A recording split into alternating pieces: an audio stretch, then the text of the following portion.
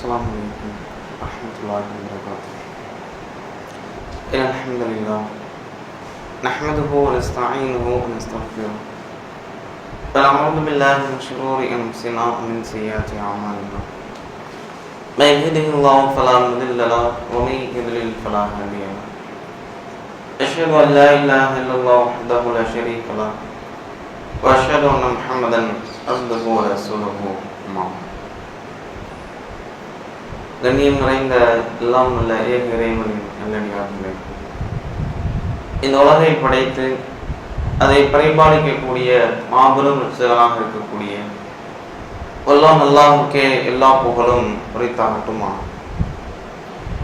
மாபெரும் கருமையாளனின் சாந்தியும் சமாதானமும் இன்றைக்கும் நம் உயிரிலும் மேலாக மதிக்கக்கூடிய நபிகள் நாயகம் ஸல்லல்லாஹு அலைஹி வஸல்லம் அவர்கள் மீதும் அவர்களுடைய சுயசெயல் அங்கீகாரத்தை தங்களுடைய வாழ்க்கையில் இயன்றளவு கடைபிடித்து வாழ்ந்து மரணித்த, இன்னும் வாழ்ந்து கொண்டிருக்கிற, வாழ முயற்சி செய்கிற அத்துணை நல்ல முஸ்லிம்களின் மீதும் இஸ்லாம் காட்டி தந்த அடிப்படையில் இந்த ஜுமாவினுடைய கடமையை நிறைவேற்ற காத்து கொண்டிருக்கும் நம்ம அவர்கள் அனைவர்கள் மீதும் என்றென்றும் நிறுவனமா. அல்லாஹ்வுடைய மாபெரும் கருதினால் இந்த தௌஹீத் என்கிற ஓரிரை கொள்கையில் நாம் எல்லாம் பயணித்து வருகிறோம். இந்த நேரத்தில் ஒரு முஃமினுக்கு தன்னுடைய வாழ்க்கையில் அல்லாஹ் ரப்புல் ஆலமீன் வழங்கியிருக்கிற கட்டளைகள், இறைவன் ஒருவனை தான் வணங்க வேண்டும், அவனை தவிர இறைவன் இல்லை என்றும், இறை தூதர் சொன்னதை தங்களால் முடிந்த வரைக்கும் அவர்கள் தங்களுடைய வாழ்க்கையில் கடைபிடித்து வாழ்ந்து மரணிக்க வேண்டும் என்கிற ஒரே ஒரு சித்தாந்தம் தான்.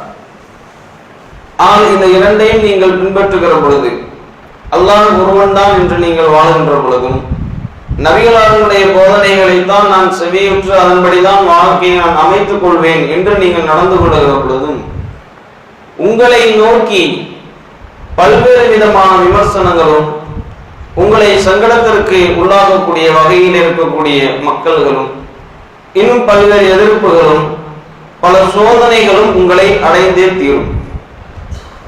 இவ்வாறு நீங்கள் இஸ்லாத்தை ஏற்றுக்கொண்டீர்கள் என்றாலும், அல்லாஹ் இஸ்லாத்தை ஏற்றுக்கொண்டதற்காகவே உங்களை இந்த உலகத்திலே நிம்மதியான வாழ்க்கையோடே வாழ்ந்து மரணிக்கக்கூடிய ஒரு பக்குவத்தை தரமாட்டான். மாறாக உங்கள் அனைவர்களுக்கும் இறைவன் புறத்தில் இருந்து பல சோதனைகள் உங்களை வந்து அடையும். இவ்வாறு நீங்கள் அந்த சோதனைகளை சகித்துக் கொண்டீர்கள் என்றால் அதற்குண்டான கூலியான சொர்க்கம் இருக்கிறது என்று அல்லாஹ் ரப்புல் ஆலமீன் தன்னுடைய திருமறை குர்ஆனிலும் நபிகள் நாயகம் தங்களுடைய வாழ்க்கையில் பல்வேறு கட்டங்களில் ஹதீஸ்களாகவும் நமக்கு சொல்லி காட்டுகிறார். அல் கஹஃப் என்கிற அத்தியாயத்திலே சொல்லுகிற பொழுது கூட, நபுலுவக்கும் ஐயக்கும் அஹ்ஸனு அமலா, உங்களில் யார் நல்லறங்களை செய்கிறார்கள் என்பதை சோதிப்பதற்காகத்தான் இந்த வாழ்க்கையை நாம் அமைத்திருக்கிறோம் என்று அல்லாஹ் ரப்புல் ஆலமீன் தன்னுடைய திருமறை குர்ஆனிலே சொல்லி காட்டுகிறார். அப்போ ஒரு முஃமின் இஸ்லாமிய மார்க்கத்தை ஏற்ற உடனே அவனுடைய வாழ்க்கையில் அவன் ஃபிக்ஸ் பண்ணிடணும், நம் வாழ்க்கையில் பல சங்கடங்கள் ஏற்படத்தான் செய்யும், நம்முடைய வாழ்க்கையில் பல சோதனைகள் ஏற்படத்தான் செய்யும், நம்முடைய வாழ்க்கையில் பல எதிர்ப்புகள் வரதான் செய்யும். இதையெல்லாம் நான் எதிர்கொள்ள தயாராக இருக்கிற நிலையில் தான் இந்த இஸ்லாமிய மார்க்கத்தை நான் கையில எடுத்து பயணிக்க ஆரம்பிக்க வேண்டும் என்கிற ஒரு முக்கிய அடிப்படையை நம்முடைய உள்ளத்தில் ஆழ பதிந்து கொள்ள வேண்டும். இன்றைக்கு உள்ள சூழல் எப்படி இருக்கிறது என்றால், ஒரு மனிதனுடைய வாழ்க்கையில் அவன் எண்ணிலே அடங்காத சோதனைகளை சுமக்கக்கூடியவனாக மாறுகிறார். இதுவெல்லாம் என்னுடைய வாழ்க்கையில் பிரச்சனையாக வருமா என்று அவன் எண்ணுகிற அளவிற்கு, எது இன்பமாக இருக்கும் என்று நினைத்தாலும் அது கூட அவனுக்கு எதிராக திரும்பக்கூடிய அளவிற்கு இன்றைக்குள்ள ஒரு சூழல் அவனுக்கு அமைகிறது. நன்று உடல் ஆரோக்கியத்தோடு இருப்பான், திடீர் என்று அவனுக்கு நோய் வரும்.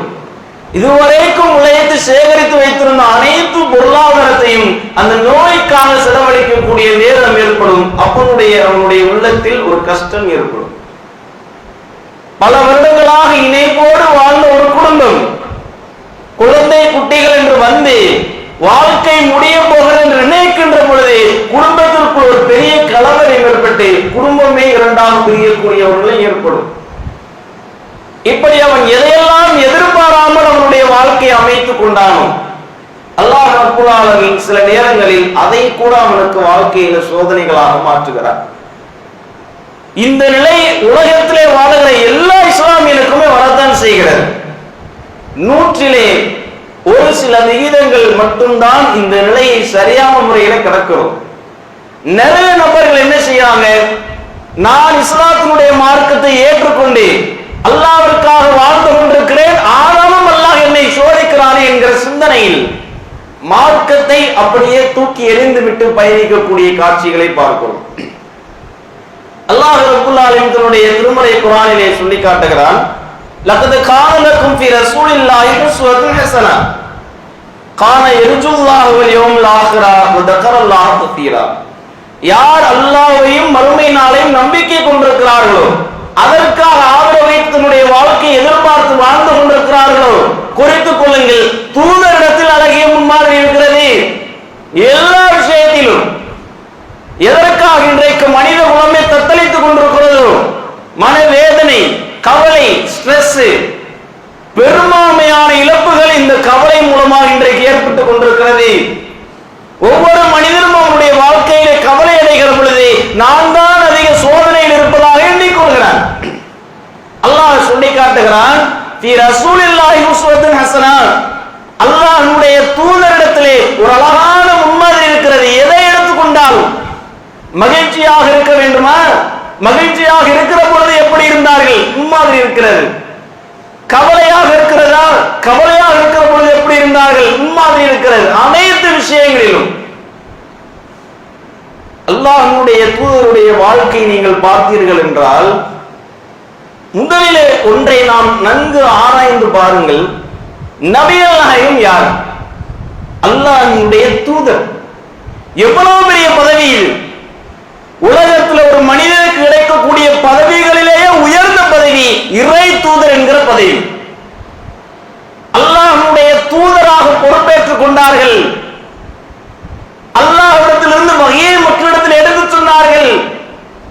பல நபி தோழர்களுக்காக வளத்தை பிரார்த்தித்தார்கள். பல நேரங்களில் பல லட்சம் மக்களை இன்றைக்கு சரியான பாதையிலே கொண்டு சென்றிருக்கிறார்கள் என்றால், பல நேரங்கள் தம்முடைய வாழ்க்கை மார்க்கத்திற்காக தியாகம் செய்தார்கள். அவ்வளவு பெரிய பொறுப்பை கொண்ட அல்லாஹ்வுடைய தூதருடைய வாழ்க்கையில பல நேரங்களில் பல சங்கடங்களை சென்றிருக்கிறார்கள். சாதாரண சங்கடங்கள் கிடையாது. நார்மலா ஒரு மனிதனுடைய வாழ்க்கையில் ஓரளவுக்கு மதிப்பு கூட ஆரம்பித்து விட்டாலே அவன் மரியாதை எதிர்பார்ப்பான். ஓரளவு பொருளாதாரம் வந்துவிட்டால் அவனுடைய வாழ்க்கையில் மரியாதை குறைவாக இருக்கக்கூடிய சபையில் கூட கலந்து கொள்ள மாட்டார். அல்லாஹ்வுடைய தூதர் சொன்னால் கட்டுப்படுவதற்கு அனைத்து நபித்தோழர்களும் இருந்தார்கள். ஆனால் ரசூலுல்லாஹ் இவ்வளவு சங்கடங்களை சந்தித்திருக்கிறார்கள். அல்லாஹ்வுடைய தூதரை பற்றி வதுஹா என்கிற அத்தியாயத்திலே சொல்லுகிறான் அல்லாஹ் ரப்பல் ஆலமீன், அலம் யஜிதுக யதீமன் ஃபஆவா, நபியே நீர் அனாதையாக இருந்த பொழுது உம்மை நாங்கள் அரவணைக்கவில்லையா? ரசூலுல்லாஹ்வுடைய வாழ்க்கை எப்படி ஆரம்பிக்கிறது பாருங்கள். அல்லாஹ்வுடைய தூதர் அனாதையாக வளர்கிறார்கள். பிறக்கின்ற பொழுதே 40 வயது வரைக்கும் உண்மையாளர் சித்திக் என்று அழைக்கப்பட்ட போற்றப்பட்ட மக்களால் மார்க்கத்தை மக்கள் மத்தியிலே சொன்ன மாத்திரத்திலே பொய்யன் என்றார்கள். யாரெல்லாம் முஹம்மது உண்மையாளர் என்று சொல்லி போற்றி புகழ்ந்தாரோ அனைவரும் சொன்னார்கள் இவன் பெரும் பொய்யன், மண்ணை தூக்கி மூந்திலே வீசினார்கள். எவ்வளவு பெரிய சங்கடம் அது! தூதத்தினுடைய வாழ்க்கையில மார்க்கத்தை சொல்வதற்காக எவ்வளவு பெரிய சங்கடங்களை சந்தித்திருக்கிறார்கள், எவ்வளவு கவலைக்குள்ளா இருக்கிறார் என்று நாம் உற்று நோக்கி பார்த்தாலே நம் வாழ்க்கையை ஒப்பிடுகிற பொழுது அல்லாஹ் நம்மை நன்காக வைத்திருக்கிறான் என்று விளங்க முடியும். ஆயிஷா நாயகி அல்லாஹ்வுடைய தூதரிடத்தில் கேட்கிறார்கள், அதா அலைக யௌமுன் கான அஷத்த மின் யௌமின் உஹத், அல்லாஹ்வுடைய தூதரே உஹதினுடைய போர்க்களத்திலே உங்களுக்கு அடிபட்டதே இதைவிட கடுமையான ஒரு சூழல் உங்களுக்கு ஏற்பட்டதுண்டால்? அல்லாஹ்வுடைய தூதர் சொல்கிறார்கள், இதா அல்து நஃப்ஸி அலா இப்னி அப்தி வயால் இப்னு அப்துல் கலால் ஃபலம் யுஜிப்னி இலா மா அரத்து, இந்த சமுதாய மக்கள் என்னை பல மட கஷ்டங்களுக்கு உள்ளாக்கி இருக்கிறார்கள். அதுல ஒன்று நான் சொல்லுகிறேன், தாயிப் நகரத்திலே நான் இஸ்லாத்தினுடைய மார்க்கத்தை சொல்வதற்கு ஃபலம் யுஜிப்னி இலா மா அரத்து, நான் நாடிய பதில் எனக்கு கிடைக்கவில்லை. பெரிய அளவில் மன கஷ்டத்திற்கு உள்ளாகிவிட்டேன். எந்த அளவுக்கு என்றால் அல்லாஹ்வுடைய தூதர் சொல்கிறார்கள், ஃபன்தலத்து அன மஹ்மூமுன் அலா வஜ்ஹி, ஒரு கட்டத்திலே ஒரு இடத்திற்கு வருகின்ற வரைக்கும் நான் சுயநினைவோடே இல்லை. அவ்வளவு பெரிய கிராமம், அவ்வளவு பெரிய ஊர், நான் சொன்னால் ஏற்றுக்கொள்வார்கள், எனக்கு ஒரு நம்பிக்கை இருக்கிறது என்று அல்லாஹ்வுடைய தூதர் நம்பிக்கையோடு சென்றார்கள். அரசனிடத்திலே மார்க்கத்தை எடுத்து சொன்னார்கள். ஆனால் அவனோ அல்லாஹ்வுடைய தூதரை மனவேதனைக்கு உள்ளாக்கி விட்டார். எதிர்பார்க்கவே இல்லையே இவ்வளவு கஷ்டமா என்று அல்லாஹ்வுடைய தூதரவர்கள் மூர்ச்சையானவர்களாக நடந்து வந்தார்கள் என்கிற செய்தியை ஆயிஷா ரலியல்லாஹு அன்ஹா அவரிடத்திலே பிற்காலத்தில் சொல்லுகிறார்கள் என்றால் எவ்வளவு நாட்கள் அல்லாஹ்வுடைய தூதருடைய உள்ளத்தில் அந்த கவலை இருந்திருக்கும். யோசித்து பாருங்கள். நமக்கு வேண்டப்பட்ட ஒருவரிடத்தில் நம்முடைய பேச்சை சொல்லுகிறோம், அவர் கேட்கவில்லை என்றால் நமக்கு எவ்வளவு சங்கடங்கள் இருக்கும். நபிகள் நாயகனுடைய உள்ளத்தில் இது ஆணித்தரமாக பதிந்திருந்தது. அதே போன்று ரசூலுல்லாஹ் அந்த மார்க்கத்தை எடுத்து சொல்வதற்காக உறுதுணையாக இருந்தவர்கள் அபூ தாலிப் அவர்கள். பல கட்டங்களிலே குறைஷி குலத்தில் இருந்து நபிகள் நாயகம் அவர்களை பல நிலையில் காப்பாற்றி இருக்கிறார்கள். அபூ தாலிபினுடைய மரணம் நெருங்குகிறது. லம்மா ஹதரத் அபூ தாலிபில் வஃபாத்து ஜாஅ ரசூலுல்லாஹி ஸல்லல்லாஹு அலைஹி வஸல்லம், அபூ தாலிப் அந்த மரண படுக்கையில் இருக்கின்ற பொழுது அல்லாஹ்வுடைய தூதர் வருகிறார்கள். ஃபவஜத இன்தஹு அபூ ஜஹல், அவரோடு அபூ ஜஹல் இருக்கிறான், அப்துல்லா இப்னு அபி உமையா இருக்கிறான். கால ரசூலுல்லாஹி ஸல்லல்லாஹு அலைஹி வஸல்லம் லி அபி தாலிப், யா அம்மி, என் சிறிய தந்தையே, குல் லா இலாஹ இல்லல்லாஹ், லா இலாஹ இல்லல்லாஹ் என்று மட்டும் சொல்லிவிடுங்கள். கலிமத்தன் அஷ்ஹது லக பிஹா இன்தல்லாஹ், நீங்கள் சொல்கிற அந்த ஒரு வார்த்தையை வைத்து நான் உங்களுக்காக அல்லாஹ்விடத்திலே சாட்சி சொல்கிறேன். பக்கத்தில் இருக்கிறவங்க என்ன சொல்றாங்க, அப்துல் முத்தலிஃபினுடைய மார்க்கத்தை விட்டு மாற போகிறாயா? நபிகள் நாயகம் சொல்கிறார்கள், யா அம்மி குல் லா இலாஹ இல்லல்லாஹ், என் சிறிய தந்தையே லா இலாஹ இல்லல்லாஹ் என்று மட்டும் சொல்லுங்கள். மீண்டும் அதே போன்று சத்தம் வருகிறது. மீண்டும் அல்லாஹ்வுடைய தூதர் சொல்கிறார்கள், குல் லா இலாஹ இல்லல்லாஹ். கடைசியில் அவர் என்ன செஞ்சிட்டாரு, நான் அபூ தாலிப் அபூ முத்தலிஃபினுடைய மார்க்கத்திலேயே மரணிக்கிறேன் என்று இஸ்லாத்தை ஏற்றுக்கொள்ளாமல் மரணித்து விட்டார். உடனடியாக அல்லாஹ்வுடைய தூதர் சொல்கிறார்கள், அமா வல்லாஹி லா அஸ்தக்ஃபிரன்ன லக மா லம் அன்ஹ, உங்களுக்காக அல்லாஹ்விடத்தில் நான் தௌபா செய்வேன். உடனடியாக அல்லாஹ் வசனத்தை இறக்குகிறான், கானலின் நபி மா கானலின் நபி வல்லதீன ஆமனு மஅன், எந்த நபிக்கும் நம்பிக்கை கொண்டவர்களுக்கும் அயஸ்தக்ஃபிரு லில் முஷ்ரிகீன், முஷ்ரிக்கீன்களுக்காக பாவ மன்னிப்பு கேட்பது தகாது. எப்படி இருந்தது ரசூலுல்லாஹ்?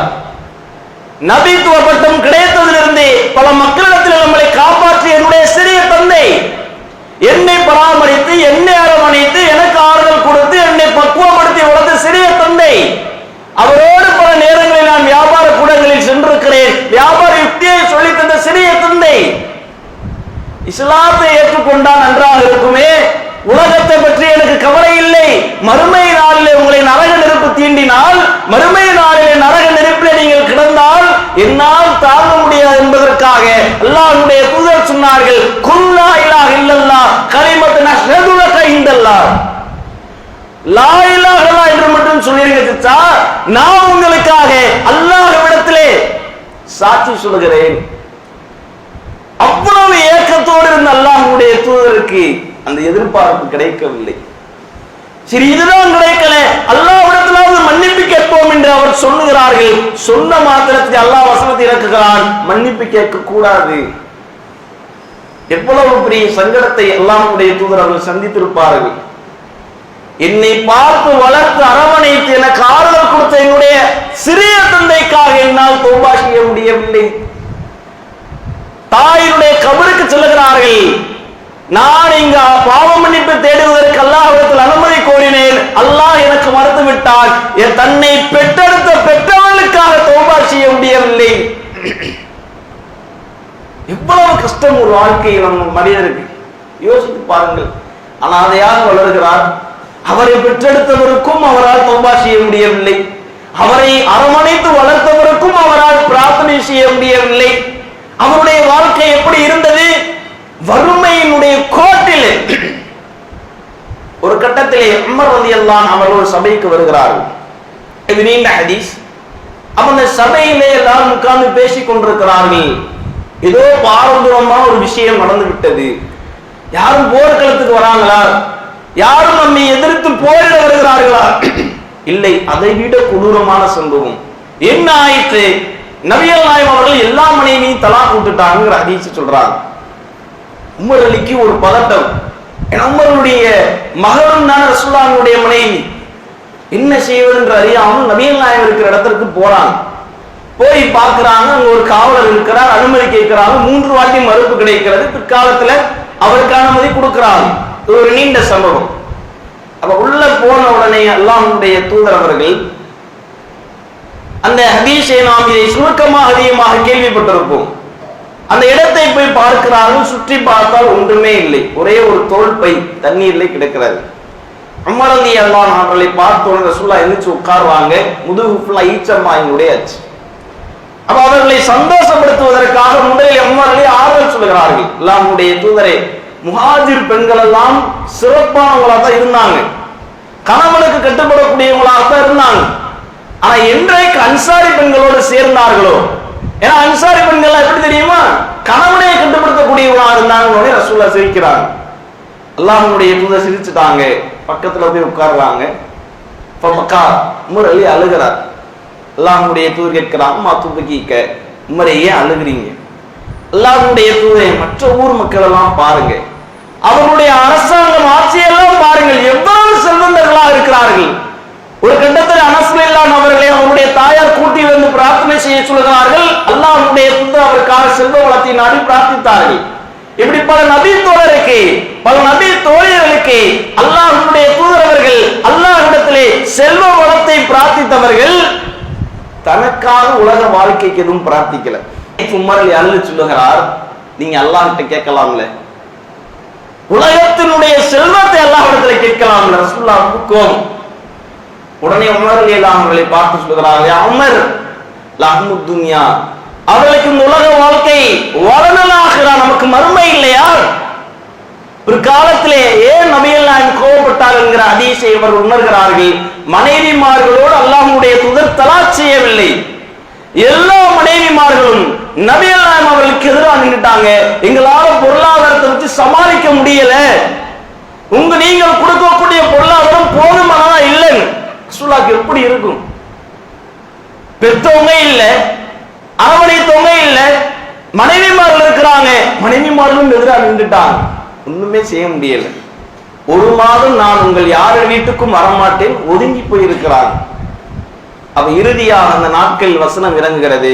யா அய்யுஹன் நபி, நபியே, குல்லி அஸ்வாஜி, உன்னுடைய மனைவிமாரிடத்திலே சொல்லுங்கள், இன் துரீதுனல் ஹயாத்தத் துன்யா, உலக வாழ்க்கையை நீங்கள் நாடினால் என்னால் முடியாது, எல்லாரும் வாங்க, நான் உங்களை தலாக் செய்து கொள்கிறேன், நல்ல முறையில் நீங்கள் வாழ்க்கையை தேர்ந்தெடுத்துக் கொள்ளுங்கள் என்று நபியை நீங்கள் சொல்லுங்கள் என்கிற வசனத்தை அல்லாஹ் ரப்பல் ஆலமீன் இறக்குகிறார். எப்படி இருக்கும் பாருங்க. பாசமாக நினைத்த ஆயிஷா ரலியல்லாஹு அன்ஹா அவர்கள் சொல்கிறார்கள், பொருளாதார பத்தல, எந்த அளவுக்கு நபிகள் அவர்கள் கவலைக்குள்ளாக இருப்பார்கள். அல்லாஹ் வசனத்தை இறக்குகிறான், நபியே, உலக வாழ்க்கை நான் உங்களுக்கு கிடைக்காது, தலாக் செய்ய சொல்லி தலாக் செஞ்சுறேன்னு சொல்லுங்க. இந்த வசனத்தை அல்லாஹ்வுடைய தூதர் சொல்றாங்க மனைவிமார்கள். அப்புறம் மனைவிமார்கள் புரிந்து கொண்டு அல்லாஹ்வுடைய தூதரை நீங்கள் தான் முக்கியம் என்கிற அந்த வாழ்க்கையை தேர்வு செய்கிறார்கள். நீங்க நன்கு யோசித்து பாருங்கள். ஏற்கனவே நான் சொன்னேனே, உலகத்திலே ஒரு மனிதனுக்கு கிடைக்கப்பட்ட மிகப்பெரிய பட்டம் நபித்துவ பட்டம் தான். அதை சுமந்து பல்லாயிரக்கணக்கான மக்களை தனக்கு கீழே வைத்த நபிகள் நாயகம் அவர்களுக்கு குடும்பத்தால் மனவேதனை, பெற்றவர்கள் இல்லாத மனவேதனை, அரவணைக்கார் இல்லாமல் மனவேதனை, எதிரிகளால் மனவேதனை, சாப்பாட்டினால் மனவேதனை, அவர்கள் உடுத்துகிற உடையினால் மனவேதனை. ஒரு நேரத்தில் ஒரு நபித்தோழர் வருகிறார், அல்லாஹ்வுடைய தூதரே, மாதத்திற்கு 2 ஆடை உடுத்த வேண்டுமா, அல்லது வார ஜும்மாவிற்கு வேறு ஒரு ஆடை உடுத்த வேண்டுமா? ரசூலுல்லாஹ் சொல்லுகிறார்கள், அப்படியா, நம்மட்டெல்லாம் இருக்கிறதே ஒரே ஒரு ஆடை தானேங்கிறாங்க. இப்படி இருக்கு, யோசிச்சு பாருங்க. ரசூலுல்லாஹ் சொல்றாங்க, ஒரு காலத்தில் அல்லாஹ் நபிகள் நாயகம் அவர்கள் நல்ல நிலைமைக்கு கொண்டு வந்தான். ஆனால் ஆரம்பத்தில் எந்த அளவிற்கு மன கஷ்டத்தில் இருந்தார்கள். எல்லாம் எதிர்ப்புகள், ஒன்றையும் சமாளிக்க முடியவில்லை. ஆனாலும் ஒரு நபி தோழர் அறிவிக்கிறார், நான் இஸ்லாத்தை ஏற்றுக்கொண்டதிலிருந்து நபிகள் நாயகம் அவர்களை சிரித்தவர்களாகத்தான் பார்த்திருக்கிறேன். எப்படி முடிந்தது? எல்லா பக்கமும் அவர்கள் கஷ்டம். நபிகள் நாயகம் உயிரோடு இருக்கின்ற பொழுது பேர பிள்ளைகளை அடக்கம் பண்ணாங்க. மகன்கள், எவ்வளவு மகன்கள் இருந்தார்கள்.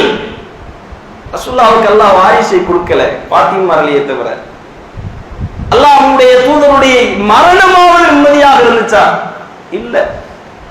என்ன வாழ்க்கை ரசூலுல்லாஹ் வாழ்ந்திருப்பாங்க யோசிச்சு பாருங்க. அதான் ஒரு நேரத்தில் உமர் அலியை பார்த்து சொன்னார்கள், உமரே குன் ஃபி துன்யா கஅன்னக கரீப வாபிரஸ் சபீல். உலகத்திலே உங்களுடைய வாழ்க்கையை நீ எப்படி அமைத்துக் கொள்ள வேண்டும் தெரியுமா? ஒரு வழிபோக்கனை போன்று அல்லது ஒரு அந்நியனை போன்று. ஒரு இடத்துக்கு செல்கிறோம், போகிற வழியில் ஒரு நிலம் தருவதற்காக ஒரு இடம் இருக்கிறது, ஒதுங்கி விட்டு செல்வோம் என்று நாம் நினைப்போமே, ஒதுங்கப்படுகிற இடம்தான் உலக வாழ்க்கை. அப்படி உன்னுடைய வாழ்க்கையை அமைத்துக் கொள் என்ற சொன்னாங்க. அதன்படி வாழ்ந்தும் காட்டினார்கள். எதற்காக சொல்லுகிறோம் என்றால், இன்றைக்கு பல முஸ்லிம்கள் என்னால் தாங்க முடியவில்லை, என் கவலைகளை சகித்துக் கொள்ள முடியவில்லை, மனவேதனைகளை பொறுத்துக் கொள்ள முடியவில்லை, நபிகள் நாயகத்தை விட நம்ம கஷ்டப்பட்டுட்டோம். சஹாபாக்கள், சஹாபிய பெண்மணிகள் போக வேணாம், டைரக்டா ரசூலுல்லாஹ்ட்ட போய் பாருங்க. அல்லாஹ்வுடைய தூதர் அவர்களுக்கு எந்த அளவுக்கு நெருக்கடியான வாழ்க்கை இருந்தது. அப்ப தன்னுடைய வாழ்க்கையில் எதை நினைத்தால் அவர்கள் ஒவ்வொரு நேரமும் கவலைப்பட்டு தன்னை வருத்திக் கொண்டிருக்கிறார்களா? கவலைப்பட்டார்கள். எப்பொழுது தெரியுமா?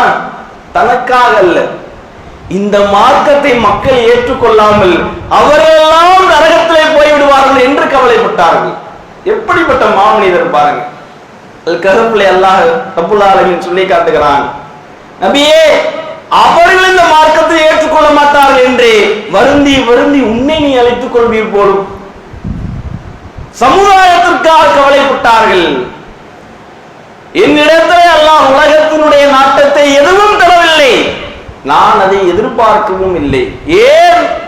அல்லாஹ் சொல்லி காட்டுகிறான், லஹும் ஜன்னா, அவர்களுக்கு சொர்க்கம் இருக்கிறது, தஜ்ரி மின் தஹ்திஹல் அன்ஹார், அவைகளுக்கு கீழே ஆறுகள் ஓடும், காலிதீன ஃபீஹா, அதிலே நிரந்தரமாக இருப்பார்கள்.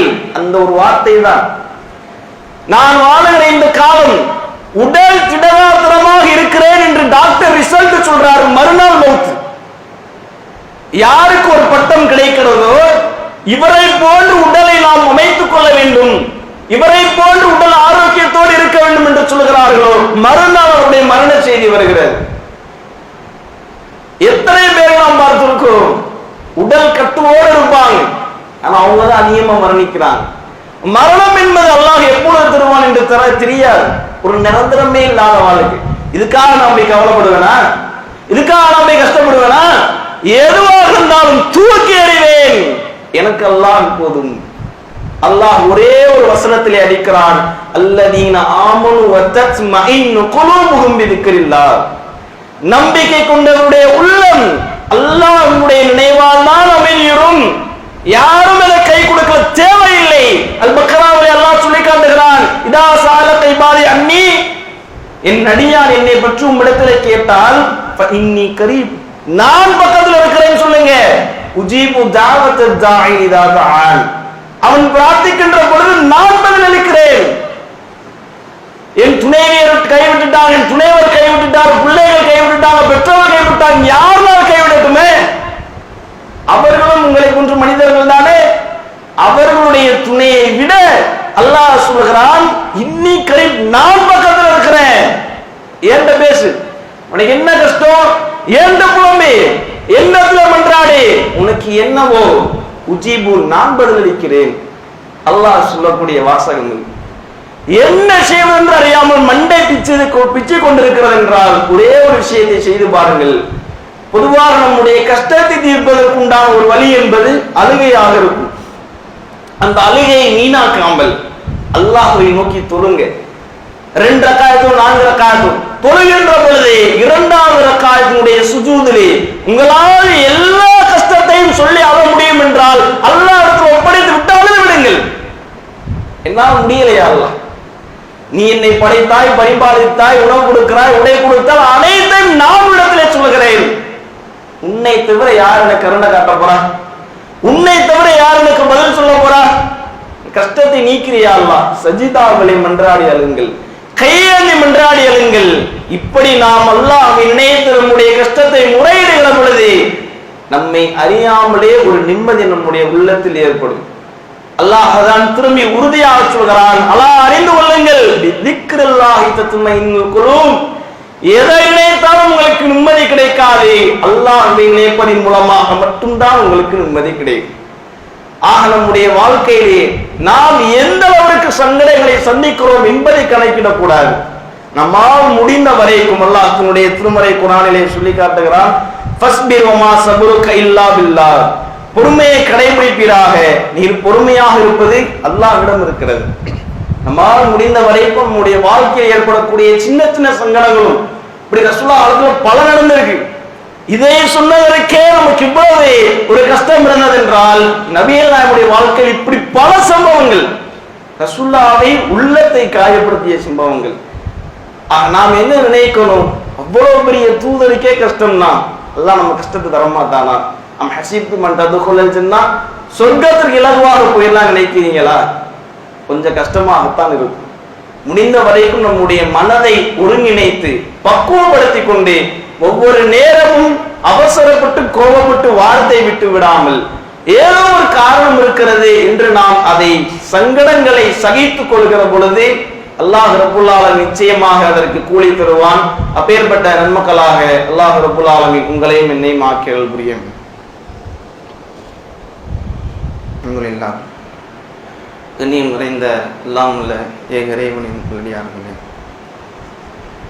ஒரு முஃமின் தன்னுடைய வாழ்க்கையில் எந்த அளவிற்கு அவனுடைய உறுதியை அல்லாஹ் ரப்புல் ஆலமீன் சோதிப்பான் என்றால், அது பக்ராவிலே அல்லாஹ் ரப்புல் ஆலமீன் சொல்லி காட்டுகிறான், அம் ஹஸீப்தும் அன் ததுகுலல் ஜன்னா, சொர்க்கத்திற்கு நீங்கள் இலகுவாக சென்று விடலாம் என்று நினைக்கிறீர்களா?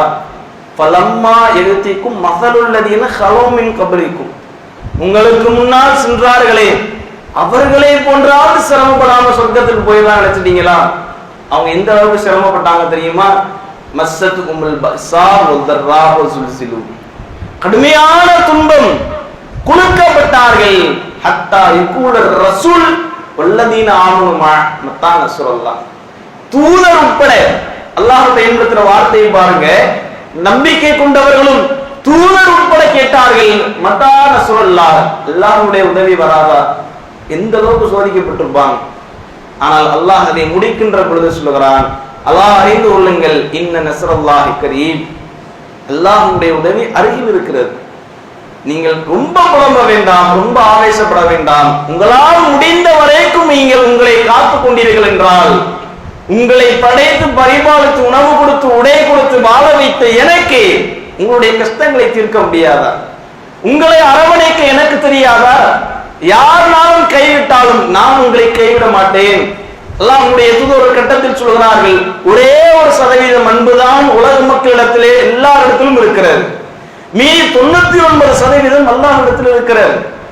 அல்லாஹ் நம் மீது எவ்வளவு கருணை காட்டுவான், எவ்வளவு அன்பு செலுத்துவான். அந்த நம்பிக்கை நாம் உள்ளத்தில் ஏற்றிக்கொண்டு இதற்கு ஏதோ ஒரு காரணம் இருக்கிறது என்று நாம் கடந்து சென்றோம் என்றால் நம்முடைய உள்ளத்தை மன கஷ்டங்களிலிருந்து நாம் தீர்ப்பதற்கு ஒரு வழியாக இருக்கும். ஆக அப்பேற்பட்ட நன்மக்களாக அல்லாஹ் ரப்புல் ஆலமீன் உங்களையும் என்னையும் ஆக்கி அருள் புரிய வேண்டும்.